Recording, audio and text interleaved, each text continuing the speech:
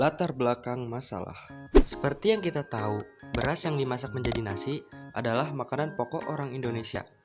Ia muncul hampir di setiap kali orang Indonesia makan.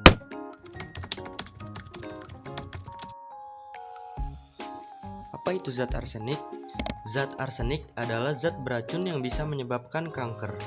Bahkan, beras disebut menyerap 10 kali lebih banyak zat arsenik inorganik dibandingkan tanaman lain. Mengapa begini? Hal ini dikarenakan cara menanam padi yang harus digenangi air. Metode ini membuatnya lebih mudah menyerap zat-zat karsinogenik di dalam tanah.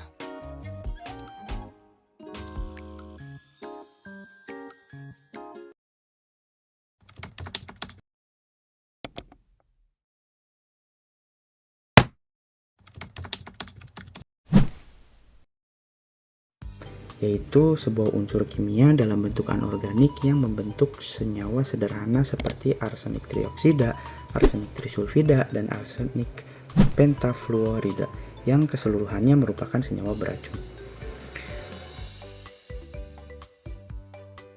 Keracunan arsenik terjadi ketika masyarakat meminum air atau makanan yang telah terkontaminasi arsenik.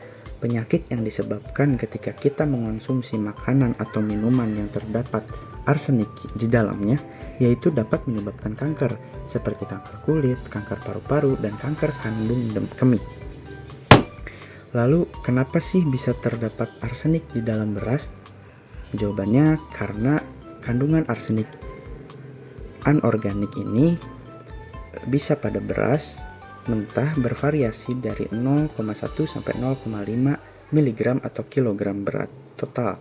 Sebagian besar kandungan arsenik anorganik pada beras terdapat pada lapisan dedaknya menurut brand Layers. Konsentrasinya 10-20 kali lebih banyak dibandingkan konsentrasi total pada biji beras.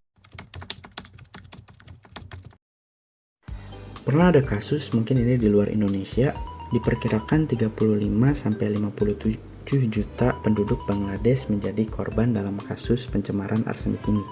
Sumur pompa yang digunakan sebagai air sumber minum oleh hampir 90% penduduk Bangladesh mengalami pencemaran arsenik.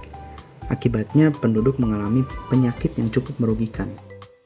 Mungkin saya mengambil kasus ini dari luar Indonesia, namun diharapkan untuk masyarakat Indonesia agar lebih waspada lagi dan lebih tetap memperhatikan tata cara mencuci beras serta menanak nasi dengan baik dan benar agar tidak terdapat kandungan zat arsenik di dalamnya.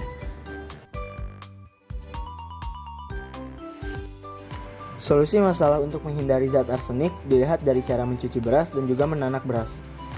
Cara mencuci beras yang pertama, masukkan beras ke dalam mangkuk untuk takaran beras sesuai kebutuhan. Kedua, rendamlah air beras di dalam air bersih. Lalu ketiga, aduk beras dengan tangan yang bersih. Keempat, buang air bekas cucian beras. Kelima, tekan-tekanlah beras secara perlahan. Lalu yang keenam, cuci beras dan ulangi lagi. Kalian bisa rendam beras bila diperlukan.